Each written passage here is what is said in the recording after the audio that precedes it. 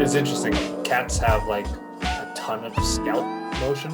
Like if you watch them yawn or whatever, their ears will like go from the side of their head to like the top of their head. Yeah. And there's a fair amount of animals that have that. I mean, humans aren't supposed to have that much of it, or at least I've never seen that much of it. But the way that it seems like you're approaching mewing really does revolve more around like kind of the scalp as well as like the internal structures, but getting this motion as opposed to just like the tongue push or just like the lips making a motion. Yeah, there's it's tough to say exactly what drew me to so I've had sensitivity to parts of my scalp, but I didn't realize that until recently they were compensatory to lack of motion, or at least like maybe there was too much compression in some sutures and there wasn't enough reduction of inflammation. So I had to like some way motilize. So I can move like most of my scalp above that ear line and eyebrow line, but I struggle with parts of it. Like the right one can't go up on its own super easily. I have to doctor it a little bit Hmm. and hugely improved. But the effort of doing all that kind of stuff was mostly just that I knew that my face wasn't moving super well. And the few times that I found that it moved better was when I submerged my head underwater and I felt that feedback of pressure, or at least I felt the buoyancy of my head. And in order for me to be able to go farther down, when I was younger, I had to equalize a lot. And I suppose I got used to pressing down, or at least inundating more of that swallow pressure, more of that visceral abdominal pressure. And yeah, I think it was sinking. You can't sink in the water if you keep all your pressure in your head. And I wanted to be able to dive. So in the same way that the best free divers are some of the best breathers, you learn a lot when you're experiencing load that resists your ability to breathe. And then I was just trying to do load to resist the ability to move my head, and I couldn't do it from the outside. So in applying both those considerations, I started to realize that free divers create a lot of it in the strength of their throat. And you can see that like in old circus acts, like sword swallowers, they're not quite muscling it down, they're just opening and receiving it. And most of us can't even come back into extension enough that their spine makes way, or their throat makes way at their cervical spine. It usually just compresses immediately. And I just started to realize that all the tension I was holding was also making it super hard for me to create a bigger, more open airway. So I started to play around and I found a couple of tools that really work for me, predominantly in the like cranial sacral space, or like chiropractic manipulation. I experienced PRRT, which is primal reflexive reset training, I think, at S10, and a couple of times over it made my head a different experience. Like it took literal sensation of weight. I felt like I had lost 300 pounds of pressure and just hardship from my brain and spine and body in walking outside and feeling the sun for the first time afterwards. Literally made me cry, and I could not ground myself in a way that felt like I'm in control of this. And I had to just like let go and experience myself as not in control of the experience. And it was really wonderful to experience how much of a crutch my sympathetics were as soon as I started to get those. I'm going on a tangent, but there's so much value. I'm like, to say that mewing is just tongue posture, to say that mewing just helps you breathe a little bit better, it does so much to the effect of changing your internals. And it's the first thing we started as babies. We first looked for food or sustenance or the ability to move by way of our internals, and our throat was a large driver of that. So taking it back to those things, I retrained myself and I took out some traumas of my own, and then I found some tools that work really well for other people as well. Yeah, my experience with the craniosacral was similar, probably not as intense as yours, but there was just the feeling of like my center of gravity just or my equilibrium being in a different spot. So like getting off the table, I'm like, kind of wobbly, like I kind of got to reorient, like I feel super relaxed and super heavy. Um, So but it's kind of like, all right, I have a bit of a fresh slate to be able to start again, right?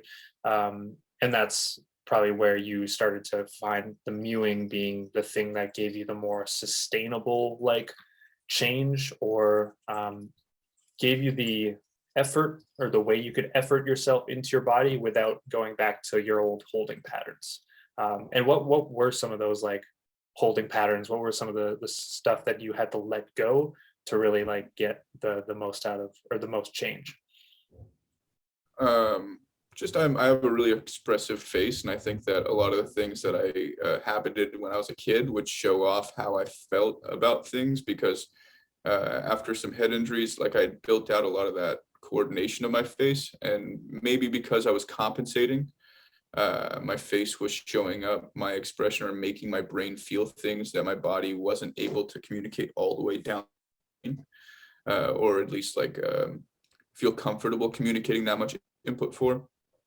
And so I stopped paying attention to all that input that was in my face, and I realized that a lot of it was um, in the moment reactive. Like I was very frenetic. I was like moving around a little bit. I was trying to like shake off discomfort in my face. I was like holding on to like gripping my face with my eyebrows, and I mean, I've always had these bags underneath my eyes since I was a little kid. I've had bad sleep, but I think it was more to the point that parts of my skull weren't moving very well. And now that I am opening it up more, my eyes start to feel bigger in my skull. And in that, I'm perceiving that I have muscles that I haven't even used in forever. So um, my holding patterns weren't really holding patterns, as they were compensation patterns. Because I didn't let things move naturally, I was restricting their development with force and their development with the rest of the body. So uh, I wouldn't have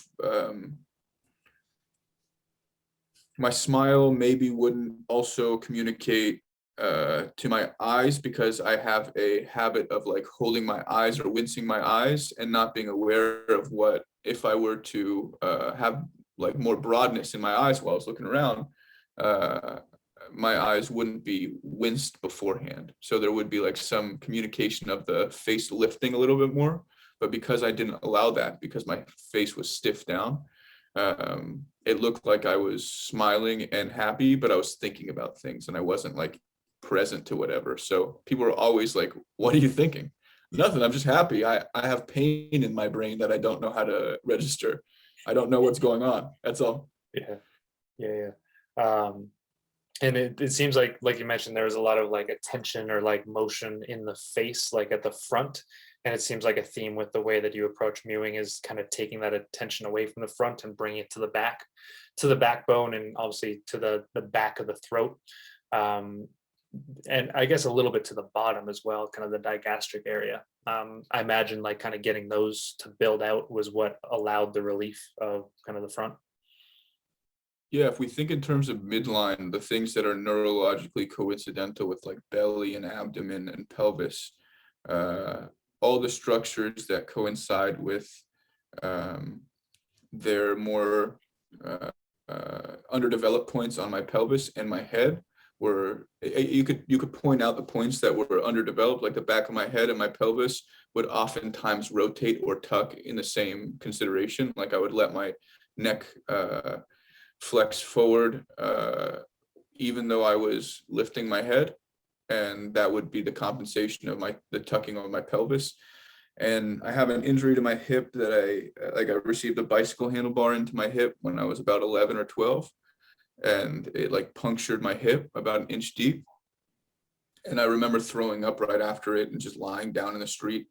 Um, and typically when you throw up, it's a byproduct of like a huge shock to the system. I know that I've thrown up a couple of times from head injuries and the like, but this one was totally different in that I think my whole system created some flexion or protective flexion around my hips, and I wasn't able to properly rotate my right hip.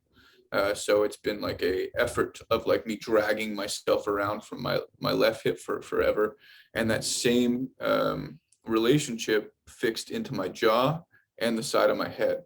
So it's possible that the compounding of a lot of these injuries were just confusing my nervous system to the point where it no longer had the ability to reflexively respond to stuff, without having to take into account, how is this going to affect my injury?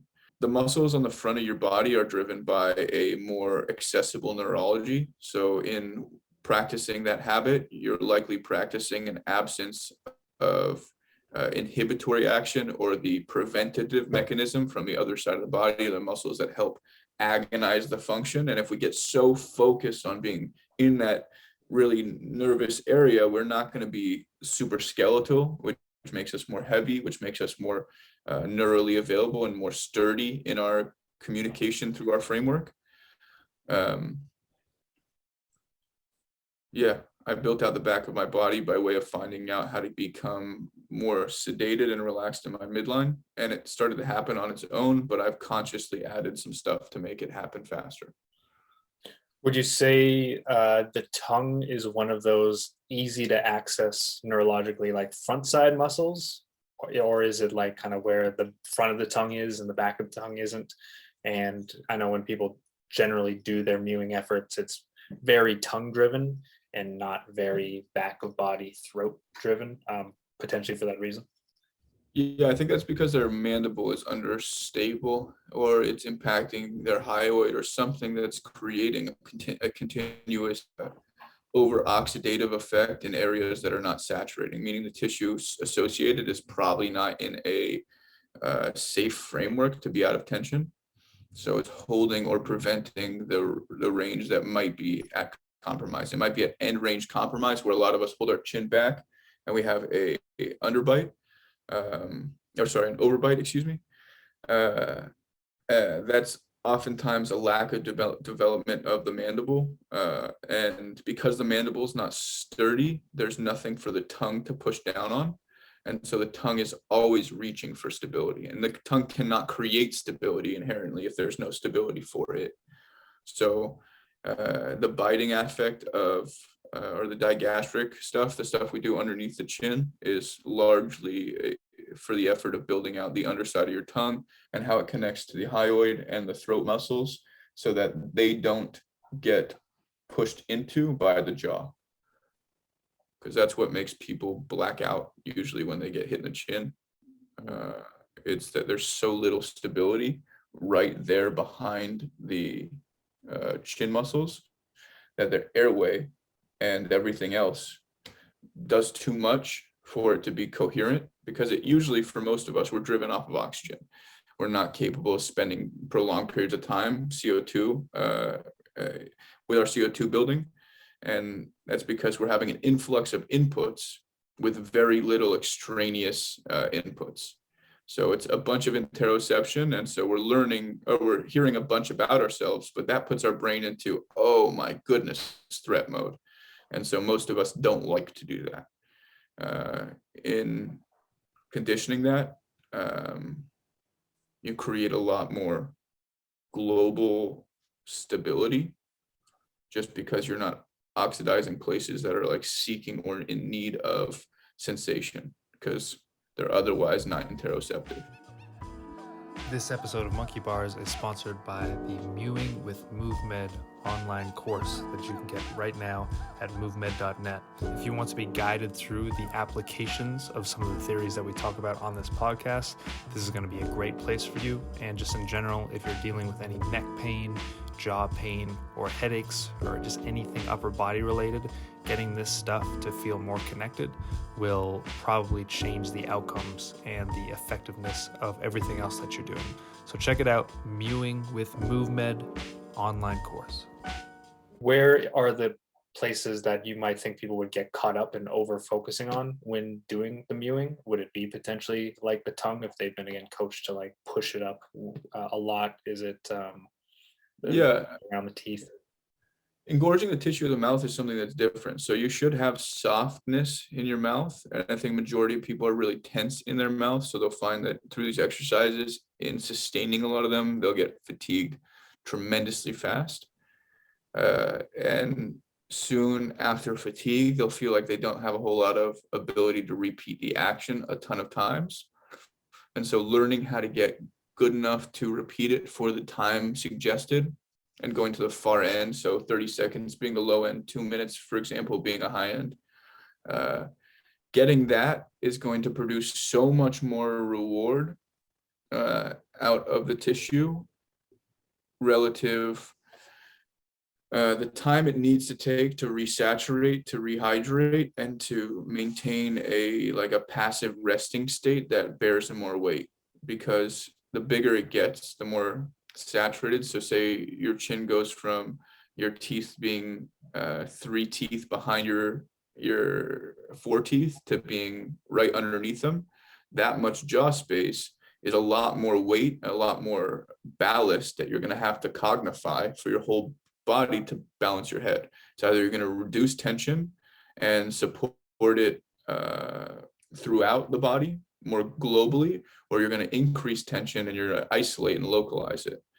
So in creating a change through the jaw and change through the face and the skull, it's not about how much you want for it to happen. It's about how much you can withdraw the pressure, the pressure and tension from your skull and bring it down into your midsection, the place that is your core. And once your core stabilizes, you're going to find the relationship of how much the pressure feedback builds out the jaw against the belly. So it's almost like we're trying to create a similar bracing mechanism in the throat and the jaw. And if you've ever done some form of grappling where you've been put into a headlock and you know that you don't have a whole lot of room, the ability to pull your head into your body or turtle backward is something that's invaluable, protecting a bunch of your throat space, but more particularly making sure that someone can't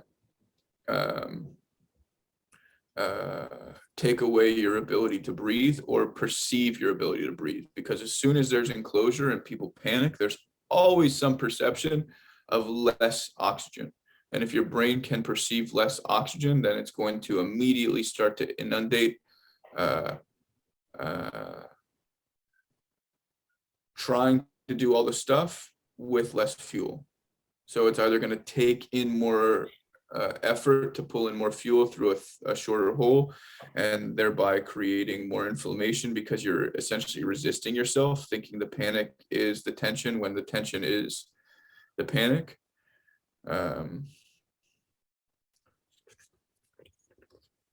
Yeah, I mean, the neurology of all of this, there's a lot of answers. That's why I keep going on tangents. Like, what is the best thing to share with people here? The best thing you can say for yourself is once you build out a healthy jaw, you have probably a good ability to put pressure into your belly. And once you have the ability to put pressure up to the roof of your mouth or suction, you probably have a good ability to put pressure downward into your groin area without having to, for example, force bowel movements or prevent the leakage of bladder or continuously go and use the restroom. Your pelvic floor is guided largely in the neurology of the face, in the mouth in particular. And breathing, since it's so coincidental throughout the chain, it has a huge play into it. That if you get strong enough with these coordinations, you're going to find that your whole body runs off of them. And that there's probably a couple of gym workouts that you learned when you were 15, 16 or whatever that maybe confused your perception of this stuff. And perhaps it was like you've never been given the ability to sprint as an individual without injuries or without there being obstacles to your ability to fully ground your foot, like cleats or whatever. But most people are going to find the immediate value of this kind of stuff. And the people who don't probably have some underlying issue in the midline. And that'll be a good indicator of, if I can't do these things, which I should fundamentally be able to earn my way into, maybe my issue isn't so much my weak biceps, or it isn't so much how many times I go to the gym during the week. Maybe my issue is something more neurological or maybe it's something more skeletal or whatever. But when you start to pay attention to things that really mean something, you start to pay attention to what really comes up as a byproduct of threat to the brain or reward to the brain. And this is what's going to happen here. Your brain's going to start signaling and messaging really well. And as a byproduct of that, you're going to start growing or becoming aware of why you can't, or what you fixate on instead of. When we're thinking about growing, especially kind of the area of focus for what we're talking about, is the goal to have the giant Chad jaw? Like you've probably seen that fake filter, whatever, where it's just like comes way out from the face. Is there like an ideal shape? Like obviously you want to have space underneath. We want to see this like lifted as opposed to receded or pushed down. People I think chase with mewing the like blockiness, right? Are those things that you should be kind of like, if you're looking in the mirror doing exercises like this, should you be striving to create that kind of growth? So I can't say definitively that Chad jaw is going to be a benefit to everyone, because some people have the issue of too much protraction of the jaw, and so there's already too much of that. And in the same, that Chad jaw is created by way of connection into the skull. So if the skull itself isn't developed, that's not going to happen for most people. They're going to just do what most environments do, which is they isolate a metric of success. They find as much success within that isolated metric, non-concerned for how much they sacrificed or did not engage as a byproduct of not engaging the other 25 to 65% of the head. And the largeness of my jaw has increased in me being able to create more airway or more support for my spine. So I think that it's a couple of things. If you have a retracted muzzle, like your face is kind of pitched backward into your throat, it could be that your cheekbones are not distinct enough, and they're too rolled upward, or they're too rolled inward, or they're they're pulled back too high and there's not enough support on the actual jaw structure. A number of people have a different like accumulation of skeletal positions. I think that the things that you're going to focus on in this mewing course that are going to be a benefit are building out muscles that most people haven't heard of. So tucking your chin is oftentimes a byproduct of very little digastric support. It's oftentimes something that can presses the throat and further exacerbates the issue of neck security. And the digastric learning how to engorge, the chin learning how to protract, or rather expand without it being pushed, without the skull coming with it, is a totally different thing. I had a question on the page. Someone had asked me if there was two options to his question, and fundamentally a bias that doesn't work for asking a question you don't know the answer to. But asking a question saying, is this the option or is this the option? Well, neither, because I haven't explained to you what we're when most people fixate on a solution, they're going to think about their most interactive ability with the mechanism, which might be where people would Chad jawed up. The best thing for people to cognify is the throat and their ability to still perceive air or manage their restraint from air. So I train it with like a swallow, hold, inhale, swallow, hold, and continuously doing some breakage between the inhale, exhale, so that you can cognify that the space between is still space. You don't have to be breathing all the time. Will people end up with very unilateral kind of deformities or like imbalances with this stuff? Like I've had the experience with some clients where they'll feel like a nice widening response from one side of their neck and not the other. Is that pretty common? Yeah, I mean, you have to take into account you're not in a neutral to begin with. So feeling something as a byproduct of the exercise doesn't necessarily mean the side not feeling it uh, can't. It could be a consideration of position. So for me, I know that most people's head is slightly rotated and it's like gives a little bit to the right. And so there's not enough action to rotate back for a lot of them. So instead they lean it. And so it just allows for them to look from a wider angle without using the insertions of their rotation into their rotators into their skull, their trap. Um, yeah, I mean, most people are going to experience something to a deficit, but I think that the exercises that I've chosen are pretty fixed down the middle.